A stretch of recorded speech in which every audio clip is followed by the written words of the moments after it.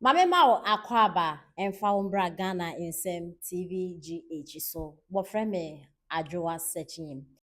Let me put this thing down so people can know that we are serious. I mean, expect no more women. Muntie me ye. Who copy police station wine? Who copy women's wine? Regional wine, secretary wine, constituency wine. Say would him say wound to me neighbor Omia Juma.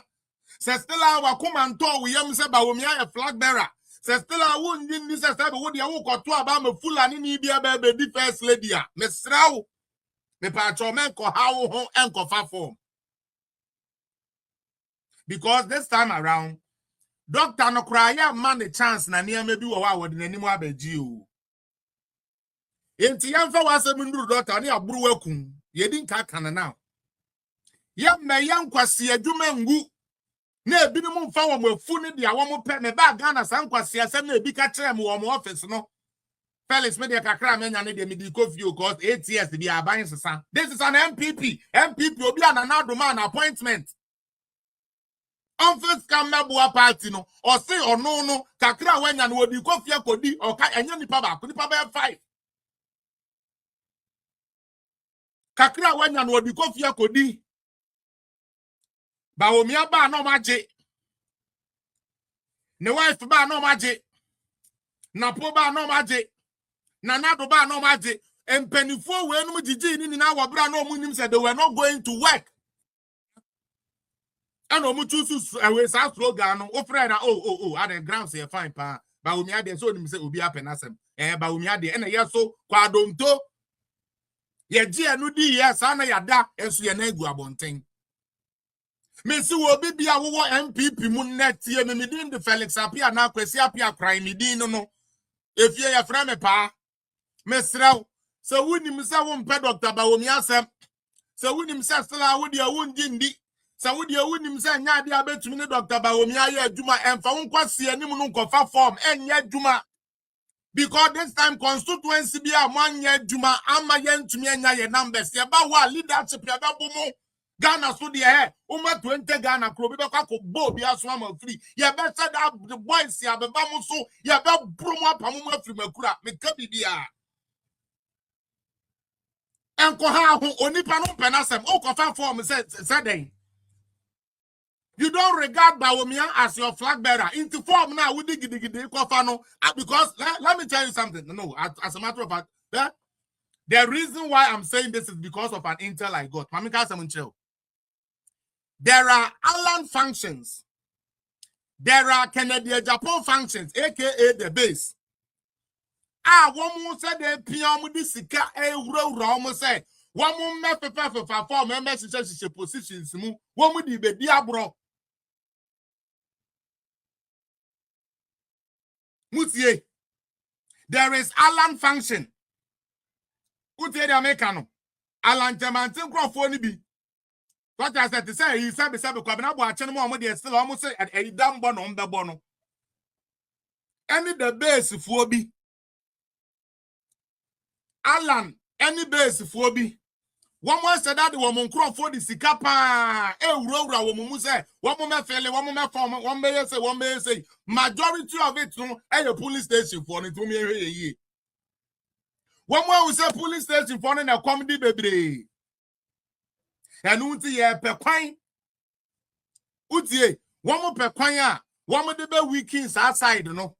Now, those people will be compromised to head Bawumia. Me say this time around, police station agents go ube this guy, ever be pull, says can ube di, who the nini na so ebe day, ebe kwa kotedru, because you be pull. I Felix just don't talk, especially when it comes to the streets. Sometimes it's not nice saying these things, but believe me, I'm very, very serious. The Kedebo downfall is going to chip in and we're going to chip it off.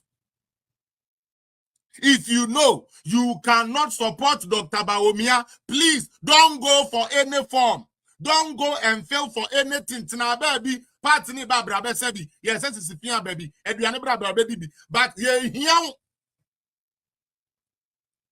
as a leadership. Same way. The moment you are to aba edi NDC aba power pe the next agenda say election fufuru edi nanim obawene asa na NDC tirimu po nyina ne say tu ahene si ahene fu ewo MPP mu ombekọ akoto aba ama ida Kennedy Japan ana brana champon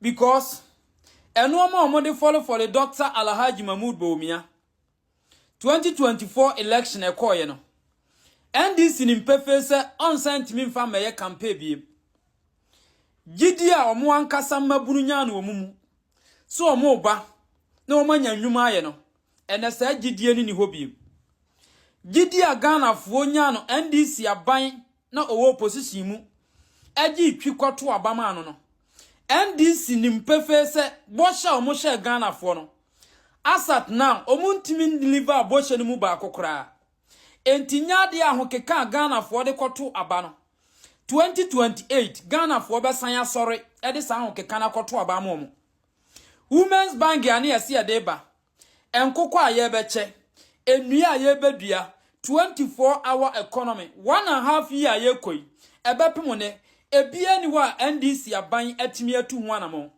ni nyina NDC mpanimfo kwa asetena omunim pefe se all this promise na omo share Ghana for no ebetumi affect omo 2028 Bawumia de club we preko ontimi meka biem Paulu Gudam Bawumia de hu sika ontimi meka biem esremu ntokwa Bawumia ontimi meka biem enoma binimu omo de for Bawumia no sa agenda no ntimi nya adwuma biem ti na omo penipa foforo ni yasa soa agenda foforo afore no ni ayedede de abagi tumi MPP so ani da ho hunu se da bi ya ton Bawumia ama na drum pempensuo bi ya Ghana fo aya welen se omo beto no enti ebesan ya maintain Bawumia na omo de Bawumia ba sesei me ne wo kasai omo di sa party ya tisumu adokodoko de enya so mfaso untimi nyi sabi Kennedy okompre ko Japan film ena untimi nyi alankodwo kiramatin film ni nyina ne se NDC aban ehye agenda foforo e de yasisa ampanimfo yi so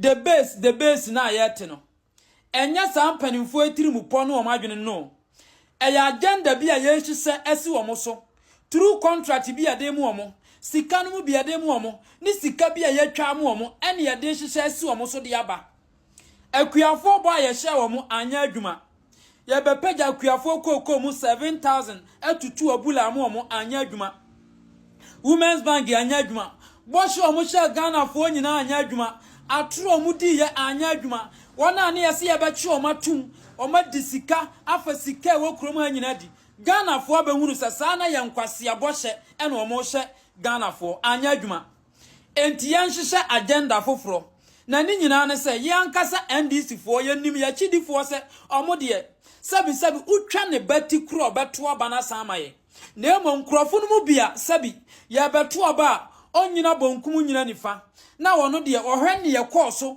election foforo ye twa mu na wagina so ato na aba no sa nkrofo no ye nimpefe se ye create third party sa third party nkrofo mienu ayabɛn every MPP mu na bae eye dan yo mu wachidifo na yachitafo wo MPP mu enti the more na omu vote ni divide no ebe go against MPP party ama NDC ya take sa advantage no asa. That's the main strategy. The base ya eba esujina bibia ni hobie the base intimi merene sabi election wo krom ha nemom eye NDC agenda omode ba ya wie Bawumia ho adwuma ye ntimi mfa atoro mfaro ne bibia ni ho ebetimi aye enkramofo nkwade ye koka kire omo se Dr. Alhaji Mahmoud Bawumia onye kramoni oton ode club ena repreko no sankwase asem ye ntimi nkoka ne nzongo bie enoma ye kone na musiremu kan ye ntimi nkoka bie enti yensati agenda foforo agenda ni nyina ne se yemmo yenshan krofo binu machi no mun create third party na yankasa yenyusu ye communicators no enya ho adwuma ma wo mo na end divide MPP for vote ton asa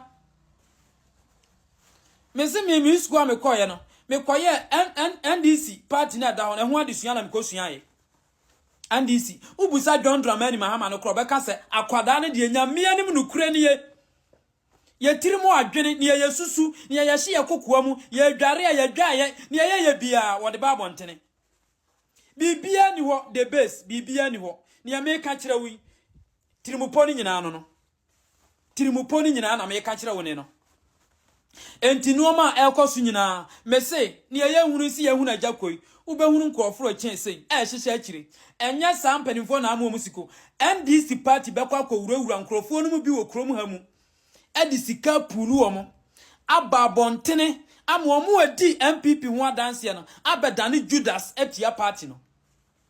That's next agenda, billions of dollars any ade be mo omo adi kwa ye wo krom ha.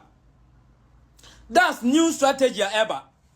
Entimi ya tu ababa omianya ya na namse Ay3ka enuoma strategy foforo beba na nyametia sidie na nyankopon na yen Dr. Alhaji Mahmoud Bawumia. He is the next president of the Republic of Ghana, inshallah. Nyametia se yasu ya nemu beko no boot for boot aya dwuma den pampe ama Bawumia bedi mampani omo ha unyina ano no ne vice presidency aba aswo enkwade eko suku kwa enne wote wodemo electricity ene nuoma bia yenya free Bawumia so yigate enoma bebre Ghana card we oma husa Bawumia adwene ne ya purely digitalization enti ya mane kwan na meseye party no enti kwan bia befa so ne ya ma Bawumia medu oman we yanimu ya befa so na moboa ye mubi moboa ye be preachi enoma pa ewo Bawumia mu ne ne Bawumia betimi aye ne Bawumia tirimu pa enya nkwase aboshe enye boshe hunu emeti akuafo kokoko so emfa akuafo kokoko nkoto private jet na sabi ebe boa Ghana timamufo ne adwadifo ne akuafo na apagya oman we ede yasi brane eno ho adwuma ne yebeye bibia ni ho ebetimi aka ya hyeda me say Dr. Alhaji Mahmoud Bawumia, inshallah, he is the next president of the Republic of Ghana. Nyametiasi.